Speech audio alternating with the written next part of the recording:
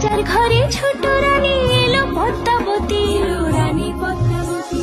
রাজার আরো 6টি রানীর ছিল না সন্তান, পদ্মাবতীর কোলালোতে মিলল সমাধান। বছর যেতে জন্ম নিল 7 ছেলে 1 মেয়ে, হয় খুশির আকাশ হঠাৎ কালো মেঘে গেল ছেয়ে। হিংসেতে যায় জ্বলে পুড়ে বাকি 6টি রানী, যুক্তি করে ঘটায় ওরা 7 কুমারের হানি। সুযোগ মতো 7 ছেলেকে মাটিতে দেয় পুঁতে, বাঁচে একা পারুল, ওরা পায় না তাকে ছুতে। ধাইমা বাজায় সেই মেয়েকে বড় করে তোলে, 7 ভাইকে পায় যে পারুল 7টে চাপা ফুলে। এত কিছুর পরেও রাজার বিপদ যে কাটে না, সূর্য নগরে সুখের সূর্য আর ওঠে না।